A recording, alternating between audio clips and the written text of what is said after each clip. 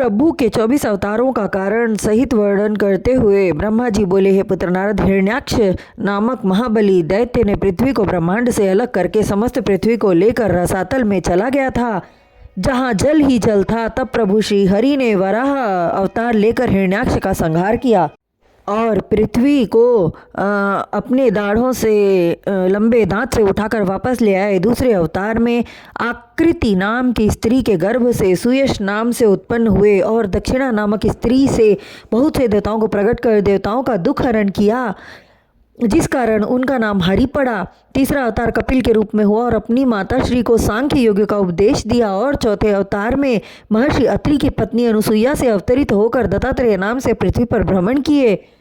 उन्होंने यदु एवं सहस्त्रार्जुन का योग का उपदेश दिया। फिर अगले अवतार में मेरे तप से प्रसन्न होकर मेरे 4 पुत्रों का रूप धारण कर प्रभु ने मुझे कृतार्थ करते हुए मेरी नाक से अवतार लिया, जिससे उनका नाम सनक, सनंदन, सनत कुमार एवं सनातन पड़ा। अपने उपदेश से प्रलय काल में ज्ञान को भूल चुके ऋषियों को ज्ञान का उपदेश दिया।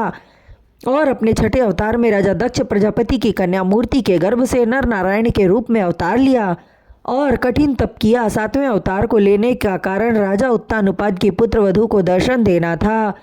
8वें अवतार की कथा निराली है। महापापी अधर्मी राजा बेन को ब्राह्मणों ने मिलकर मंथन किया और उसी समय उसके शरीर से पृथु नाम धारण करके प्रभु श्री हरि प्रकट हुए। 9वें अवतार में राजा नाभि की पुत्री सुदेवी के गर्भ से जन्म लेकर मूर्ख मनुष्यों को ज्ञान का उपदेश दिया। हयग्रीव भगवान के रूप में लीलाधारी का 10वां अवतार हुआ।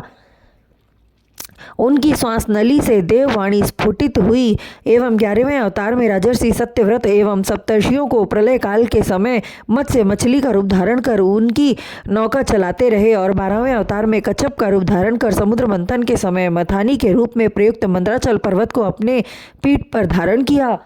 और हिरण्यकश्यप नामक दैत्य से भक्त प्रहलाद की रक्षा करने के लिए अपना 13वां अवतार नरसिंह के रूप में लेकर हिरण्यकश्यप का वध करके भक्त की रक्षा की।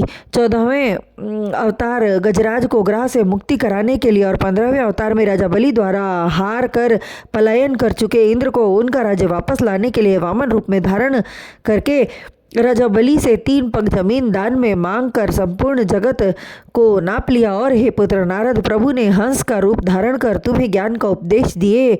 यह प्रभु का 16वां अवतार हुआ। उसके बाद प्रभु ने धन्वंतरी का अवतार लेकर आयुर्वेद की रचना की।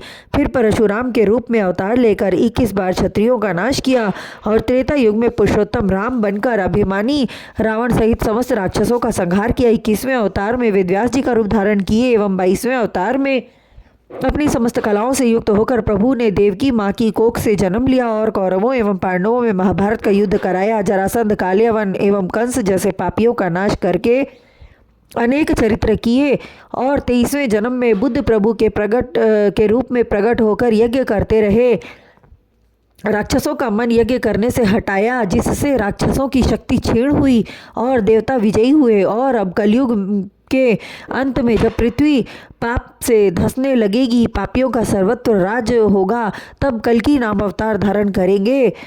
उनके हाथ में तलवार होगी, नीले रंग के घोड़े पर सवार होकर अत्याचारियों का नाश करके पुनः धर्म की स्थापना करेंगे। हे नारद, जितना ज्ञान मेरे पास था प्रभु को अब तक मैं जितना जान सका हूँ उतना तुमसे बतलाया। ज्ञानी पुरुषों को प्रभु के 24 अवतारों का वर्णन अवश्य सुनना चाहिए। उनकी अनंत माया को कोई जान न सका, किंतु संसार को उत्पन्न करने वाले प्रभु अपने भक्तों का ध्यान सदा सर्वदा करते आए हैं। और जो मनुष्य मन कर्म वचन से उनका ध्यान करेगा, उसे भक्त वत्सल प्रभु निश्चित रूप से भव से पार करेंगे।